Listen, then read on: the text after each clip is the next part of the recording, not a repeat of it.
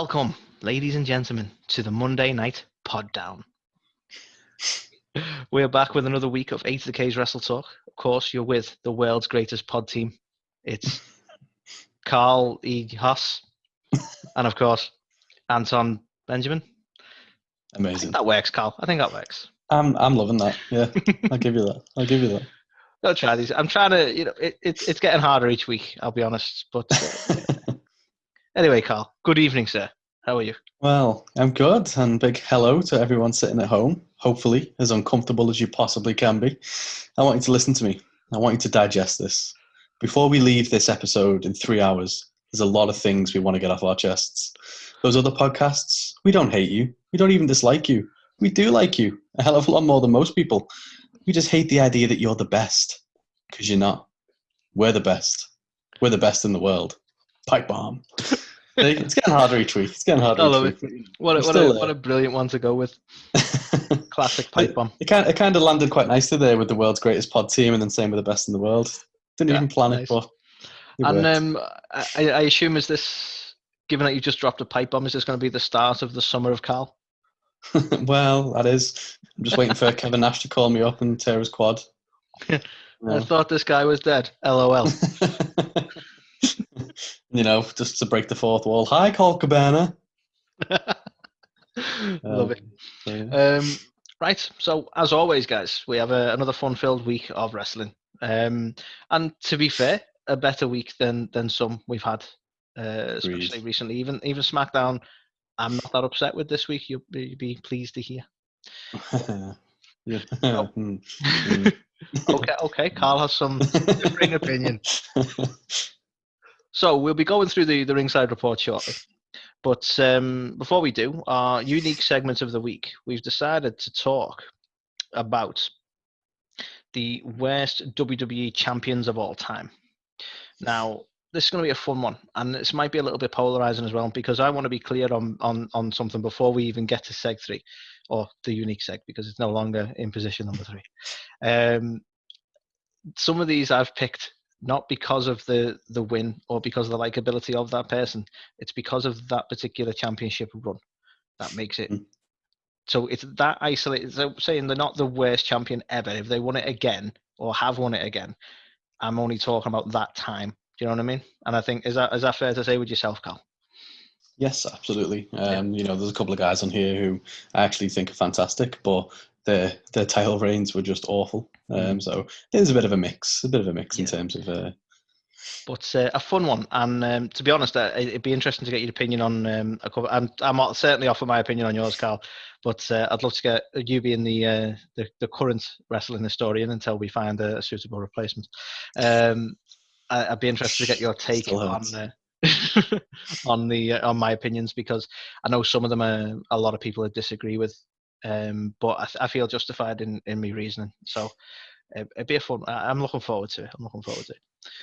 But before all that, let's trudge through the news, shall we? So coming up tonight on the Ringside Report, we have AEW announcing a women's tag tournament. We have Hulk Hogan back in hospital. Yes, back in hospital. Apparently he's been in hospital. Okay. Vince McMahon, he is not keen on a Raw superstar. Find out who it is at 11, probably.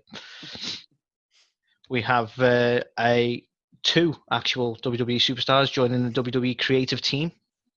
We have talks on AJ Styles' possible AEW move, Carl. We have WWE losing a contract to AEW. Interesting stuff. And we all remember Crime Time. We have the suggestion of JTG of Crime Time possibly moving to AEW himself. I say moving. I don't think he's anywhere at the minute, so going to. I don't know. We have AEW pulling in over 1 million viewers, Carl. Wow. That's a lot of people. What a time to be alive. Listen to this podcast. It's crazy. We have Mike Tyson's AEW future possibly in jeopardy. And we have Leo Rush having his retirement match. I say that with air quotes for those who are listening rather than watching, because he's like, what, 20 odd? So yeah. We'll see if that sticks. But anyway, we have all that coming up shortly. But first, Carl's going to play the bagpipes for roughly 10 minutes. Stick with us. Oh shit! I forgot my bagpipes. Let's just go straight into it then. Right. Sorry, guys. So, Carl, do you want to take the first one for us, which will be the AEW's tag tournaments? Yes, so as announced on Dynamite this week, AEW have announced Deadly Draw is a women's tag team tournament, which will take place this summer. A bit out of the blue, considering AEW, the women's division in there is a bit, should we say, thin at the moment. What with the likes of Riho not able to obviously travel to the US. A lot of injuries. Obviously, we've got Britt Baker, we've got Chris Statlander. So the division itself is not in the best of places. So quite surprised to see that they've announced a women's tag team tournament. Also, they've been quite flaky in this to a degree because they haven't announced if it's necessarily for any titles or anything like that. They've just said it's a tournament. So what are your thoughts on that? Well, for me, I think the plainness, I think they've got something up the sleeve, because you and I have both said for weeks since AEW's inception, actually, that the women's division as a whole is weaker than most. It's weaker than TNA's, and it's weaker than WWE's. They've got some fantastic women's wrestlers. I'm not disrespecting them, but their women's division is not as stacked as other promotions. So for me, it feels like a dangerous move. But this is where I think they do have something up the sleeve. I think we're probably going to see a lot of independent talent here. I think we're going to see a lot of people from other promotions. We know that they have a working relationship with New Japan, with the likes of Jericho and Omega still having matches over there, or certainly before the corona. So for me, I feel like there's probably going to be a lot of people who aren't necessarily seen regularly on Dynamite in this tournament, and I think you've hit the nail on the head when they've been sort of vague about the tournaments and not mentioned titles. I don't think there's going to be any titles involved, and I think that's probably the right move. I've mentioned it a few times, and I still stand by it. WWE shouldn't have women's tag titles until they're willing to actually have women's tag teams. So I think if you're not going to go all in, it's probably best avoiding titles until you've got enough of a stacked division. So I think for me, and this is all speculation, I think it's going to be a fairly stacked tournament. It should be an enjoyable tournament. We're going to see a lot of new faces, and I don't think there's going to be any titles in the run for this one. No, I think you've absolutely hit it on the head there, my friend. I don't think there's anything else to really say on that. It just kind of came out of nowhere, and I completely agree with you. I think if they do introduce some women's tag titles at this point in time, it doesn't really make much sense since they haven't got hardly any teams. So it's going to be interesting to see how they fill it. You know, they've announced already that the Nightmare Sisters will be one of them teams, which we were only saying last week. It seems weird that those two are together now. So at least now we know why. Like they saw it coming. Yeah, a little bit. So yeah, still quite interested to see where it goes. But yeah, hopefully they get some new talent in, and you know, it ends up being quite decent for their women's division. See, for me, I've always been intrigued by this, and I could be way off base because I don't follow New Japan enough. But I know that there are some wrestlers who are in New Japan who can't go to Japan at the moment, such as Tama Tonga. So I've got to imagine there's a lot of female wrestlers as well who would normally be in New Japan who currently can't travel due to travel restrictions. So for me, this is something that I'm surprised they haven't done up to now. Like, this would be a really good use of talent's time before they can go back to where they would go. And again, I don't know what the relationship truly is, but it seems that they have got a working relationship with New Japan. So that, I don't know, in my head, I'm thinking it's quite a logical step to take. There must be people there who can't work at the minute due to the fact that they can't travel over there, and can certainly be utilised, certainly in a tournament standard anyway. Yeah, I mean, to be honest, maybe that's what this is all about. Maybe they haven't used them on TV thus far, so that this is the way to bring them in or whatever in the short term. We've seen it as well. We know AEW have been really good with stuff like this. I mean, they've been trying to get independent talent into Dynamite to give them a bit of a payday during all these hard times and stuff. So we know that they are sort of thinking outside the box like that. I mean, admittedly, most of them are just in there to job out, but still, you know, again, another business move. You imagine if what I'm saying is correct, and they're going to have a lot of faces that aren't necessarily AEW talent, then you're going to expect an AEW talent to win, because that's sort of a boost for them, isn't it? And a boost for your show. It's just business. So, well, be interesting to see what happens going forward. Have they announced any dates for it, Cal? No, they just said this summer, so I'm not too sure when that'll be. I don't know when's All Out. Is that September? I'm guessing it's going to be before then, so maybe or like August, sometime end in of August then, yeah. Hmm. Right. Well, I look forward to it. Yeah, it'd be interesting. So the next one, Carl. I'd be interested to see whether you've seen these tweets, actually. So we've had some tweets from Hulk Hogan, who is sadly back in hospital. Now, I joked before, but like I'm aware, he's of a certain age, Mr. Hogan, and he does have complaints. I believe he's had to have a few surgeries in the last few years, so I know he's had to be in that hospital. But specifically, all he's done this time is he's took some photographs of himself in, and I want to say, an MRI machine. Apologies if I've got the technology wrong. But clearly in a hospital. And I say sadly, I'm not discrediting religion when I say this at all, but just because it doesn't provide much information for us to gossip about. His tweet in the content of it is mostly about religion. So he doesn't really offer much in terms of what he's in for this time, like whether there's any issue still over the previous surgeries he's had, whether he's still suffering any sort of physical complaints like that, or if it's anything else.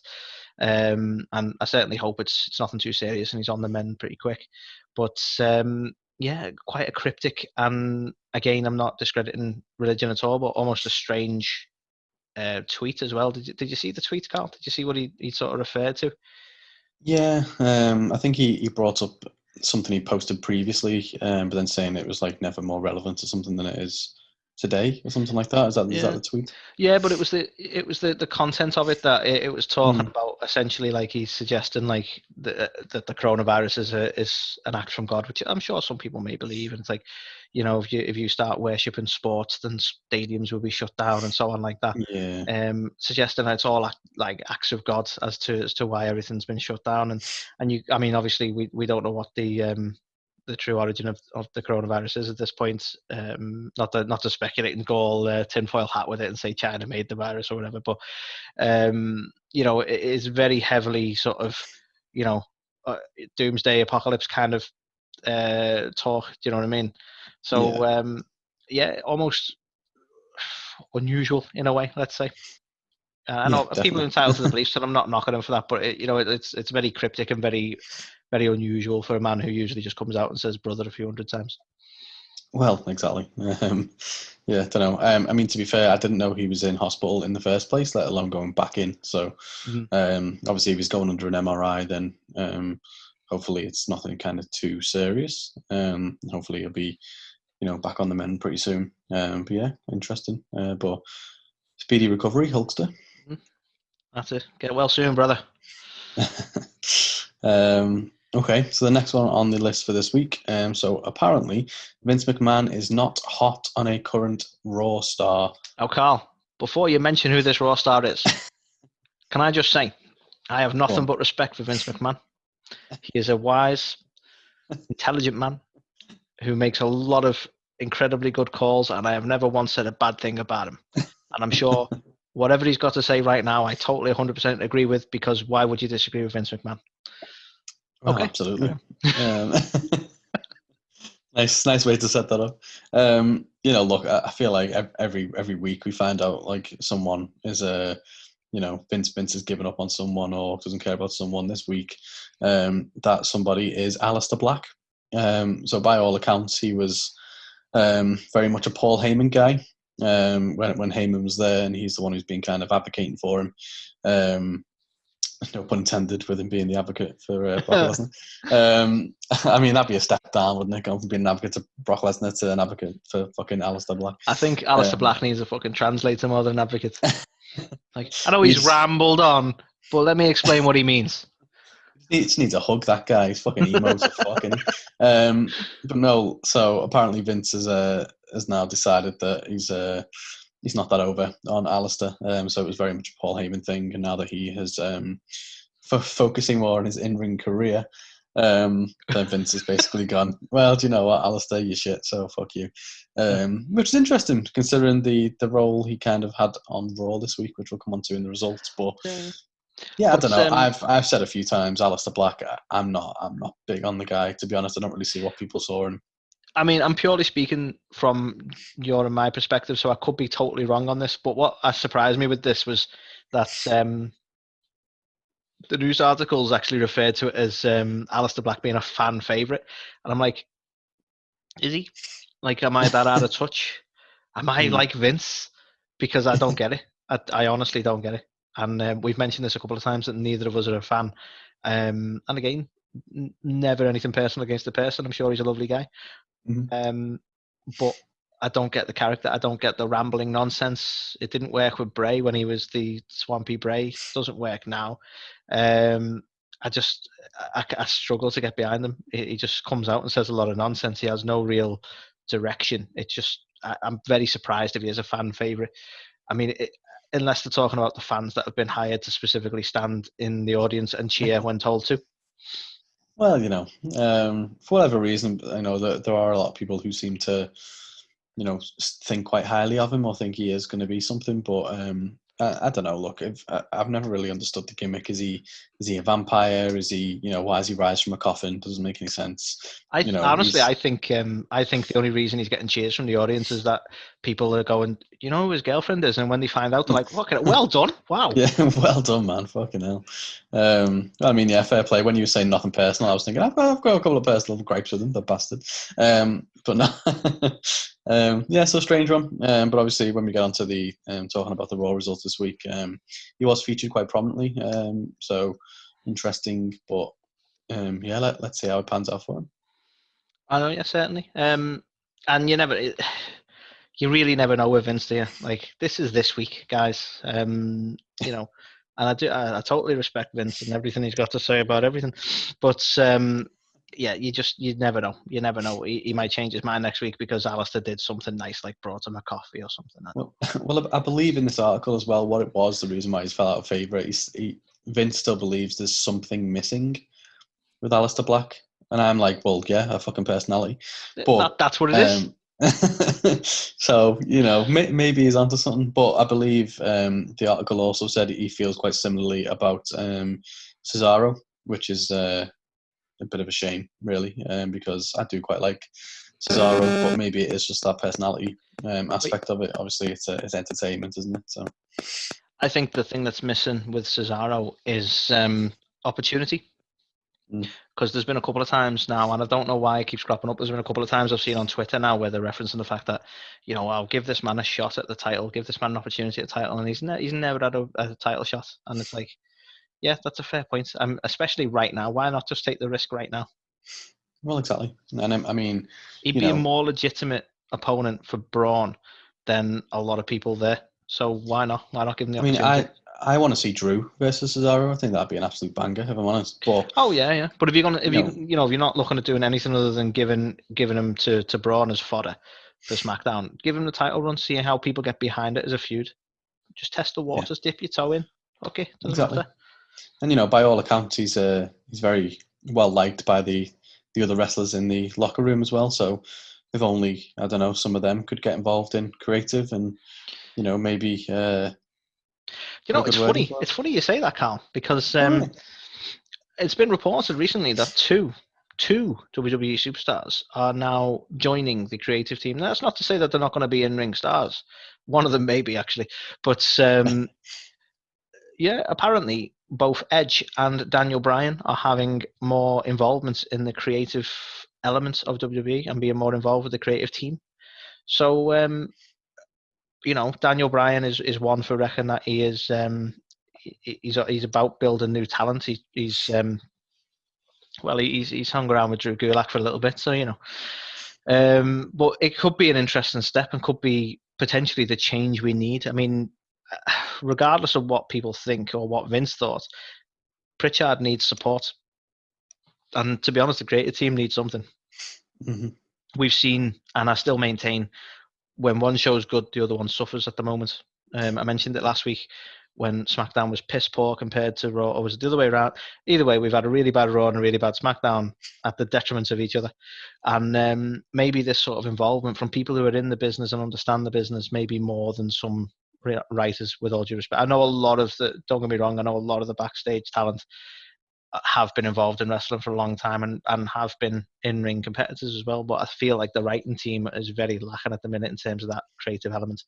It'd be interesting to see what they could bring to the table. Do you think this could be a permanent step for Edge, who is now on injury and potentially Maybe come back for a few matches, but let's face it, he's not going to be a full-time star again. Really, I don't think. Yeah. Do you know what? I honestly don't know. It's a crazy step for WWE to take. Wrestlers historically have an element of creative control. Certainly the ones higher up the card in terms of how their character is treated and so on and so forth. But never before have I really seen anything around them bringing an active talent into the writing team and allowing them to kind of get involved in that. And without kind of spoiling any of the SmackDown results this week, it seems pretty evident that some of this stuff's already taken place. Recently, Daniel Bryan came out and he said of two particular superstars on the SmackDown roster who he felt were being underutilized, and lo and behold, this week both of those guys have got some clear kind of story progression and getting some highlights that they've never really had before. So it definitely seems like it's it's going to create some new dynamics and push some new faces. So I'd like to think that Daniel Bryan was partly behind the whole Cesaro giving him the belt gimmick as well, which would kind of play nicely into the what unfolded with the New Day this week. So definitely an interesting turn, I think. But as for a long-term one, I'm not sure. I don't think anything ever stays long-term in WWE, but for what it's worth, I do think Edge would sometimes 19 people get sacked randomly. You just don't know. You never know. But yeah, for what it's worth, I do think Edge would be fantastic at that. I think since he came back, his promos and stuff have been just phenomenal. Some of the best in the biz. So speaking of phenomenal, fucking fantastic. To be honest, I thought you were setting that up anyway. You know what? That was amazing. So yeah, speaking of phenomenal, so a certain phenomenal AJ Styles has come out to say never say never on a move to AEW. Don't know how much truth there is in this one. So yeah, look, he's been quoted as saying that never say never about him going to AEW. But if you put it in the wider context of it, he's basically said that right now there's no reason for him to go anywhere else. He's happy, and he knows what is being asked of him in WWE, and he quite likes that. So why would he go anywhere? But again, never say never. So. I think this is the problem, that like out of context, it's an exciting quote, and to be honest, the speculation can really build because you go, well, he's got a lot of friends over there, a lot of people from New Japan. But I recall, I think, because this was during a Twitch stream, wasn't it? And I think at some point he said as well that he would intend to end his or go to a more of a backstage role with WWE. That's sort of how he sees his career ending as well. So it certainly seems like he doesn't have any designs on going anywhere. But the never say never, that's the tease that everyone wants. Yeah, we're all excited now. Go on, it's confirmed. AJ's going to AEW. Oh, I mean, you are going to see this on every fucking YouTube thumbnail going, aren't you? Including ours. I mean, yeah, obviously, you got to get them clicks. Clicks. It's all about them clicks. But no, like, I don't think there's any chance of AJ going anywhere for whatever reason, which is crazy when you think about it. But, like, he is one of Vince McMahon's top guys. Like, Vince fucking loves him, right? Which is mental because for years, he didn't want anything to do with the guy when he was in TNA. When he went to Japan, Vince couldn't stand the guy. He was too small. He was too southern. Like, he hated him. I think he's definitely proved himself, though, because he come into AEW. He didn't. Sorry, rumour mill. Spoilers. He has not yet. He hasn't yet. Never say never. I'm going to hold that clip for when he does. He come into WWE, and for me, I don't think they had like a big thing on. Like he was over, but I don't think at that point they knew he was over because he come into the Royal Rumble, he got a pop, and he definitely had a good showing at the Royal Rumble. But in his tenure there, he's done nothing but perform fantastically for Vince. He's been over with the crowd. He's practically held SmackDown on his shoulders at one point because, let's face it, he was doing that at a time when there was nothing else really on SmackDown. When he was having his championship run and going through his heel run on SmackDown was some of the best work SmackDown was doing at that time. And I think Vince has obviously seen that. I think that's what's built it up. Because like you say, he's not a Vince McMahon guy. No. Vince McMahon loves big sweaty men, we know that. Well, no, I don't want to digress too much from this particular news article, but what I thought was really funny, I saw a little snippet with EC3 the other day. He basically said that Vince and the production team were watching an episode of Impact way back when he was on there, and Vince apparently looked at him and saw obviously like his body and his build and was like, "Who's that guy? We need to get him." And the writers or the production team were like, "That's fucking Derek Bateman," and he's like, "Who's Derek Bateman?" So You sacked like, him. exactly. So like that just goes that's just fucking tickled me something rotten, like, because that's Vince all over. Like, on the one hand, you're Shawn Michaels, now you're AJ Styles, and you guys who you would never think, would be Vince McMahon guys, because he's just all about the big, sweaty, bulky men, isn't he? But he's still got that about him. Funny though, because you think, being in the wrestling biz, you think that on a personal level, he prefer the technical wrestlers. Like, I'm sure he understands as well as most people that your behemoths are the ones that kind of sell. You know what I mean? Like, you want to see two giants, two titans go up against each other. That's traditionally what's sold. That, like Hogan versus Andre the Giant goes down in history. There's no denying that. But you think from a technical standpoint, and for a man who's been in the business so long, you would think he'd be into this sort of wrestler. But to whatever reason, he's always been more about the Hogans of the world. Oh yeah. Nice, well, I mean, nice to see a bit of progression. I can never get 70-odd-year-old man. I can never get that little thing from Beyond the Mat out of my head where you get interviewed and he goes, "We make movies," and it's like, he's not a typical wrestling promoter. He is like an entertainment guy. So that's why obviously the spectacle of the come and see a 7-foot whatever, or like, he's always going to have that about him. But I mean, to be fair, he did change the business, so. He had a unique approach and it worked for a very long time. We bitch about it now to some level, but it did work for a very long time. So can't fault him really on that. But yeah, so apologies for all the digression. But AJ Styles says never say never about going to AEW, which, let's be honest, AEW at the minute are doing really good things in the TV ratings world. Well, speaking of AEW doing really good things, Carl. Thanks for that setup, by the way. It wasn't quite as fucking seamless as yours. The phenomenal. But we've, as you well know, Carl, WWE have a deal with Sky Sports. Do they? Yeah, they do in Italy, apparently, still. So now, I joke, but this has been a thing that's been coming for a while, because as a lot of people might know, especially me and Carl, who are Brits, we know that they've recently moved over to BT. So you have to watch BT Sport to get WWE. But they still had some contracts with Sky in other countries. The main one that I'm talking about in this article being Sky Sports Italy. I say that just because it was in quotes when I read it. Now, the crux of the article is the fact that they have now lost their contract with Sky Sports Italy over cost. And who of Sky Sports Italy chose to replace that slot? They've chose none other than AEW. So AEW's channel over in Italy will be Sky Sports, which is an interesting one. But do you think we could see more of this, Carl? Because apparently this is the same breakdown and the same reason that the UK deal sort of broke down, was again cost elements, because WWE are way overpricing themselves as well. Well, yeah, that's it. They seem to be pricing themselves out quite a bit, which is, it's a bit of it's a bold move, shall we say? Because obviously they've got the WWE network, but they still rely heavily on those cable deals that they've got, especially internationally as well, because of all the delays and stuff whenever they do actually air those episodes. So interesting though that these stations aren't just standing for it, and they're like, well, do you know what? Fuck it, we're gonna. We're still going to air wrestling, and we'll air these guys who are much cheaper. Well, I think this is again, it's another sign, really, isn't it, that AEW are becoming because I know a lot of people like to say, AEW are nothing. There seems to be a lot more hate when you read the likes of Reddit and stuff for AEW than there is anything else.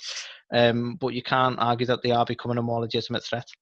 I don't know at what point WWE are going to feel threatened, but they are becoming a lot more of a legitimate threat. And a good example of that is this. It's the fact that they are getting these sort of deals because they're not overpriced. And you could go, well, yeah, it's just because they cost nothing. But it's like, well, yeah, it in some level. But then people are going to start tuning in to watch wrestling where WWE used to be. What do you think is going to happen? It's a scary move for WWE. I'm surprised that they haven't maybe considered that element of it. And we have a essentially an open slot. Again, not related to the article, but it is, and somewhat speculative. But Sky Sports don't have wrestling in the UK now at all. And we've heard talk previously from Cody Rhodes that in an ideal world they will stick with ITV, but they would be looking to sort of rehash that deal at some point in the coming months. Now, the main issue I have with AEW in the UK at the moment is on as far as TV goes, ITV don't air it live. I don't mind the pay-per-view elements, that's fine, but they don't air the actual weekly Dynamite live, which in some senses work because I'm only watching NXT, and then I've always got one on record, but you have to wait till the Friday, despite the fact that it airs on the Wednesday. So for me, if they're going to rehash a deal and potentially could end up on Sky Sports, main thing is as long as it's going to be aired live, whoever gets them is going to be on a winner there, really. Yeah, I mean, to be honest, that is the biggest issue with AEW in the UK is that it's far too late to the point where I want to watch it before that, and then it's heavily edited as well. So it's not great. I remember, thinking at the time, like, it's a really good deal for them. It's going to be free to air. It's going to be in everyone's, like, you don't have to have the cable packages. I grew up for quite a few years not having any cable TV and stuff, and I remember when WWE was on Channel 4 every now and again, and I was like, so hyped that I could watch it. So I thought it was a fantastic deal, but it is such a shame that it's so delayed. It's funny because I remember when we were in high school, I used to watch SmackDown because it was on Sky One, which obviously wasn't a part of the sports package.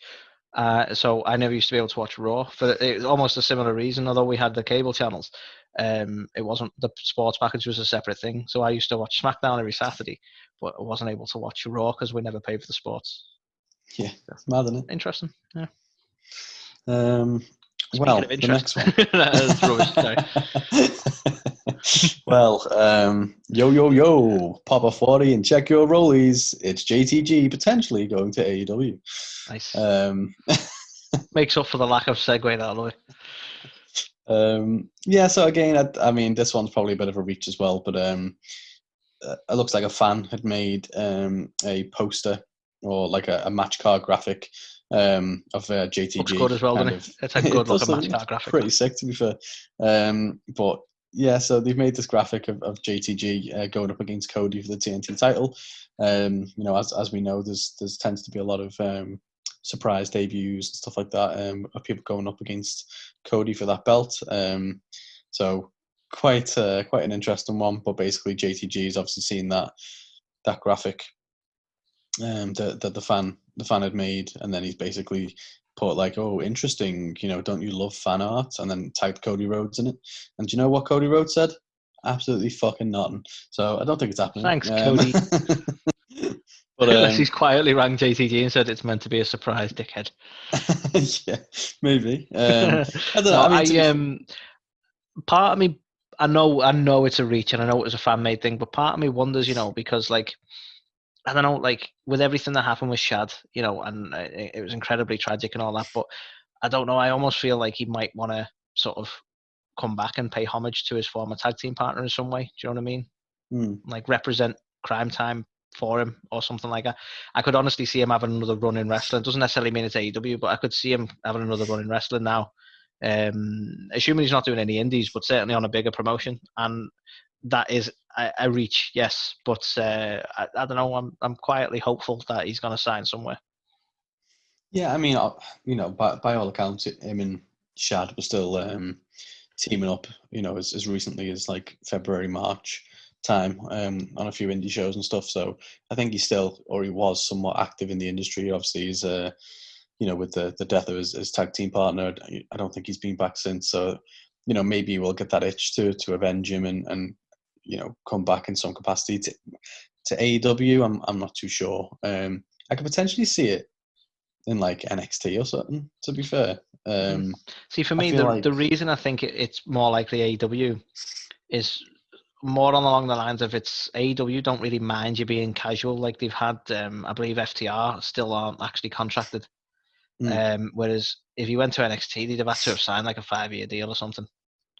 So Yeah. I don't know. It's almost a lot of commitment. If he just wants to come back and have a bit of a run, and they're like, yeah, we can offer you something without any real sort of like, hey, we want you for this many years, and you can't compete if you ever leave. Go fuck yourself. That the standard WWE contract. Yeah. Then I don't know. I could see him going for something more casual, maybe TNA and the likes of, unless it's they were made on WWE. Let's say I'm probably going to get some smack telling me that actually they compete. Like that's where everyone knows them from. Let's be honest. Yeah. So maybe it would be NXT. Yeah, I mean, it's definitely interesting. Hopefully he does come back and he has another run, but it'd be interesting to see whether that is the case. Indeed. Speaking of interesting cases, so the next one, Carl, AEW, right? They've been very recently having a lot of fun, let's say, with the ratings, and it's not about the ratings anymore. It's about the demo. As we know from the demo god himself. But this next article is in relation to AEW have actually managed to pull in over 1 million viewers for one match. Now, I'd like you to guess what that match is, knowing that you've probably already read this news article. So have a guess, Carl, but pretend like you don't already know. Let me think.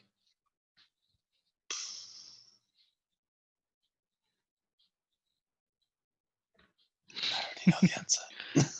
It's cool. You know what? I won't leave it in suspense anymore, Carl. So it was the Young Bucks versus the Butcher and the Blade in their Fall Count Anywhere match last week. Okay. In some respects, like, it's not surprising, but it is, because if you look at it like without watching the match, you'd go, Butcher and Blade, really? Wow.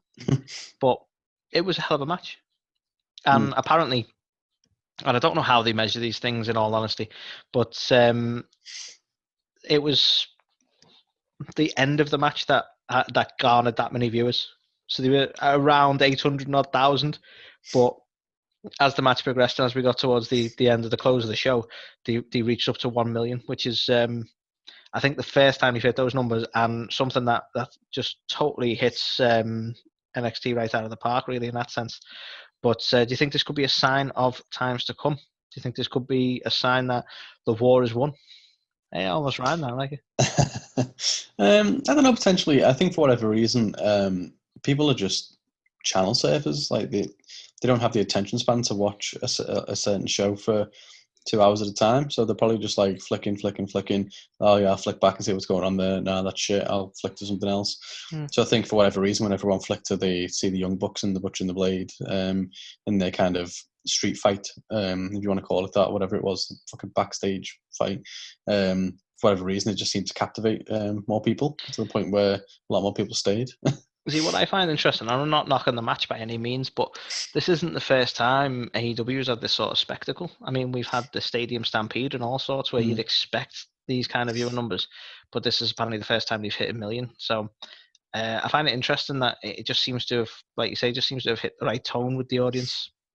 And it was a very good match. You know, I'm not knocking it by any means, but yeah, I hold out hope that they could be competing with Raw this time next year. Who knows? I mean, yeah. I mean, the way the Raw ratings are decreasing and the way AEWs are increasing, it's only a matter of fucking time, isn't it? But, you know. All the arrows are pointing down, Vince. Help. But, yeah, so not much of a one, Carl, but it's looking good for AEW. The ratings are getting near the millions now, and hopefully even higher, because as everyone knows, we're marks for AEW. We totally enjoy the product. Not to say we wouldn't criticize when it's needed, but we don't need to a lot, which is great. Exactly, it's definitely a knockout for them in the rating wars. Speaking of knockouts, love it. So, Mr. Mike Tyson has decided to return to boxing. So obviously, was he a boxer? Featured... Yeah? Apparently so. I thought he was just a movie star. It's in The Hangover, right? Yeah. Yeah. So I just thought he was a tattoo connoisseur. But yeah, so apparently he's announced his comeback now to boxing. We've seen quite recently in an episode or two of AEW, obviously with that little kind of tease feud with Jericho, which we were speaking then about the Young Bucks obviously drawing a million eyeballs. Like, I'm surprised anything with Tyson didn't get that much, to be fair, because it went absolutely mental on like YouTube and stuff. Yeah, true. I think this is the trouble, isn't it? Because viewers aren't counted by online or anything like that. It's like television viewers. So the numbers they're getting online, they might be counted somewhere, but they're not part of the other all thingy to demographic and all that they're talking about. They're not counting any sort of online viewing, from what I gather. Yeah, it's just I don't know. Like even on TV, unless people just didn't know about it or something, like you'd think fucking hell that would draw a lot of eyeballs. But it definitely did the business online, and oh yeah, the way that they kind of ended it, it seemed like they were still going to do something at some point with Tyson and Jericho. But if he's announced his return now, it remains to be seen whether or not he will continue, or he'll ever rock up in AEW again, or whether it's just a one-time thing. To me, like they sort of painted it like it seemed evident they were going to have a match. Be ashamed to think that doesn't happen. That being said, I'm not. It's one of that. I'm more bothered about the fact that it's a potential storyline not being paid off than I am the fact that this match doesn't happen. If that makes sense. Like I'm not overly bothered about Tyson and Jericho as a match. I'll watch it, but it's more about the fact that they're setting something up and potentially can't finish it that bugs me. Yeah, I mean, it will definitely be a shame because obviously it was quite exciting at the time, and you felt like they've got some unfinished business there. So, hopefully they do get to do something where they do settle it. But it seems it's going to be the Gronk all over again. Do you remember how devastating it was when the Gronk relinquished his 24/7 title? It's going to be like that again, Carl. I'm still not over it. He's former WrestleMania host, man. Just sad times. Yeah, really bad times. Speaking of bad times, yeah, he's definitely retired now, and he Gronk anyway from the business. Was he retired? I lose track. Didn't he sign with another football place or something? See, I know the lingo. He did. Well, that's it. He's retired from the wrestling world. Oh, apologies. Right, so he's not going to foray back into wrestling once he's scored some more touchdowns. Well, yeah. See, I know how it works. Yeah. Right. So, Carl, the last one of the night. I left the most exciting for the last. Do you remember Leo Rush? I'll tell you anyway. So Leo Rush, a prominent talent on NXT, I believe, might have been notable as the little guy who hung around Bobby Lashley for a while. The guy who had a fucking Twitter war with Mark Henry for a bit. Yes, well, yeah, had a bitch fest with Mark Henry. So, as a lot of people know, he was released by WWE. He was offered the best in his future endeavors, as typically a lot of people were. Now, it seems from that, it's been evident that his focus hasn't been on wrestling. I want to say music. I think he does music or something. I'll be honest, I don't really follow him.